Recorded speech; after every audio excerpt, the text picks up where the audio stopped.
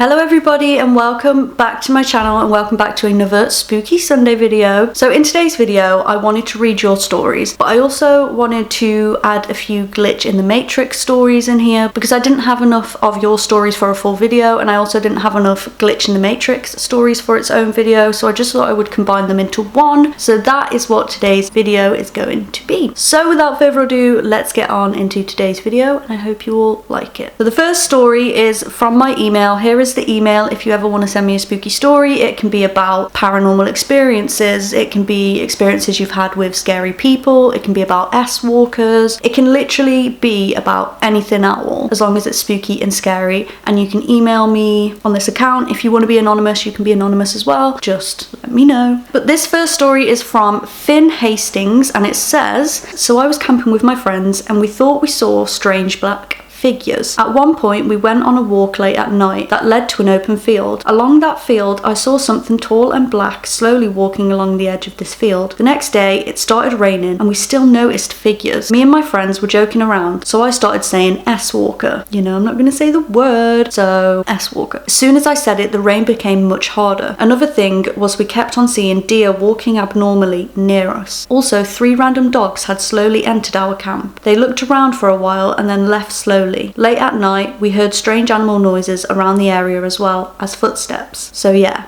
that's my experience with S-walkers. Oh, it gives me the creeps. I want to know where it was that you were camping. See, I love camping, I really do, but I don't think I would ever camp in a forest because of all the horror stories that I hear either from you or from people's videos online or even in the news. But I like to camp. So I usually just camp at music festivals. Maybe one day I'll be brave and I'll go camping. I think if I had like a big group of people, it would be a little bit less scary. But it is a shame because I feel like I'm missing out on so much. And I feel like there's so much pretty things that you can see when you camp. But you guys scare me too much with your stories, so I don't know if I ever will. What's everyone's thoughts? Do you think it was S-walkers? I think it may have been. It's a little bit of a weird experience. Actually, it's not even an experience. It's experiences with an S on the end because they had about 5 different experiences in one camping trip. I hope that it wasn't S-walkers for you, but knowing that it could be is really scary. Okay, so the next story is from Amelie. I'm so sorry if I've said your name wrong. I think it's Amelie. It's called Great Granddad and this is the story. Hi, this is my spooky story and I have psychic medium gifts, meaning I can see spirits and talk to them. But on this occasion, I was in my grandma's house. No one lives there, except she was in the kitchen talking to my mom and I was in the living room talking to my auntie. And I seen a tall man in the hallway looking into the living room, but who looked like my great granddad. I told my mom when we left and it turned out it was him because my grandma has been to loads of mediums and they have all said the same thing. There is a tall man who protects you. My great grandma died when my grandma was 11. P.S. I can see spirits. It's my gift. So I'm a bit confused because I don't know what you mean by no one lives there. I'm guessing you meant that maybe only she lived there at the time. Oh, you sent me another email saying also you can say my name if you want. It's pronounced Emily but with an A. Amelie. I got it right. I'm so proud of myself. I was so scared that I was going to get it wrong. Anyway, back to the story in question. Yeah, I don't know what you mean by no one lived there. I'm guessing you mean that only she lived there at the time when you had this experience. I would love to know more about anything that you've seen or anyone else that you've spoken to. I think that is a pretty cool gift to have. I'm guessing at times it can be scary though, which I have heard a few people that I know who have the same gift say it's a blessing, but it's also a little bit spooky at times because they're not always good spirits. So I can imagine that it's scary for you at times, but still what a really cool and amazing gift to have. And it's pretty cool that you got to see your great granddad and that he was there protecting your grandma. I think that's really cute. Okay, the next story is from Mr. Noir and it says, story time. Had an experience as I'm with a group of my friends hanging out at a mall in my town after hours. Brackets. We do this often. It was 2 or 3 in the morning and one of our friends in our group leaves to go home. He was tired or something. Later, around an hour or so, we hear something clear as day shout, "Hey guys, I need your help here." It sounded like our friend who went home. We knew it couldn't have been him since he went home and Snapchatted us like 30 seconds before this happened. So we got up and booked it out of there. As soon as we were leaving, one of the guys at the back of our group yells, Guys, run, fucking run." So we did. Later we asked him what he saw. And he just says, "As we were leaving, I got curious and turned around to see there was something extremely tall peeking around the doorway of the mall, like it was almost touching to the top of the doorway." We've never gone back since. Oh my god. Can you hang out in malls at 2 or 3 in the morning? Like how that's what my brain went to straight away, but like, can you hang out in malls at 2 or 3 in the morning? I'm guessing your story is American because you called it a mall and we call it a town centre or a shopping centre, but they usually lock them up at night time.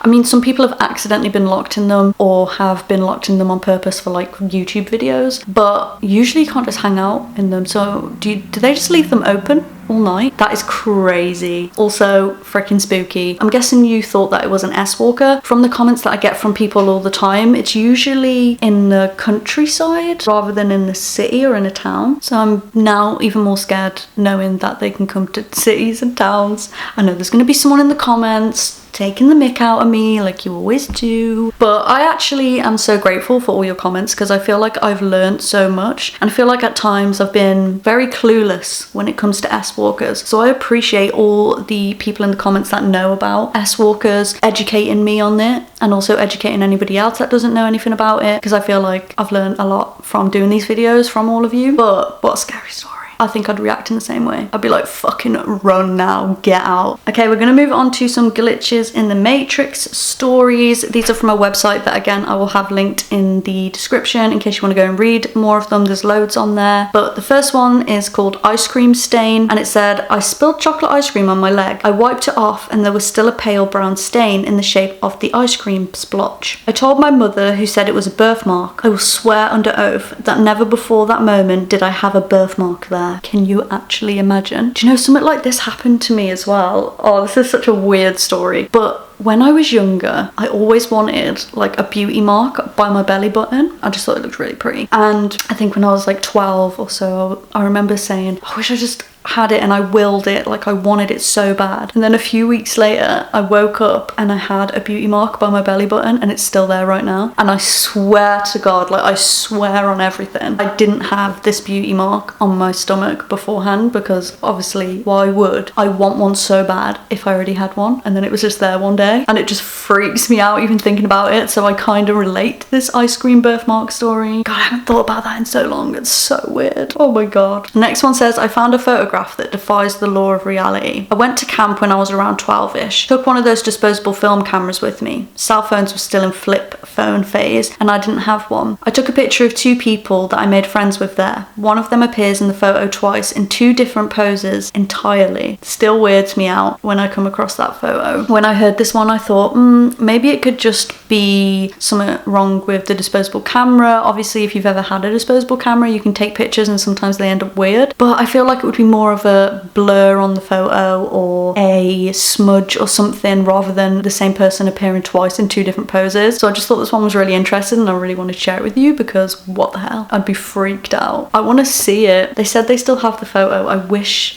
they inserted a picture of it. I'd love to see that. Okay, so this is the last story that I have for you, and it says, "My friend and I were talking to our roommate and her girlfriend one night. Roommate had just received her new phone and was sitting in bed using it while the 4 of us chatted. So roommate had sat her phone down while we were all chatting. She goes to pick it back up and it's gone. Like she had just sat it down for a few minutes tops before she noticed that the thing had poofed. I call it for her and we can't hear it. We take the comforter and the sheets off the bed and shake them all out. We look under the bed, behind it, everywhere we can. That phone is gone, even though we hadn't left her room at all during our conversation when the phone disappeared. We tore apart the whole apartment trying to find it. Finally, we decided to try her car. It was in the locked trunk. We lived on the 3rd floor and were all in the same room watching her use it before it teleported." I needed to share this one because that was so weird. Have you ever done that? Have you ever put something down and you swear it's somewhere and then it ends up somewhere completely different? Or if you ever searched for something and then looked in one place and it's not there, but then you look there again and it's there?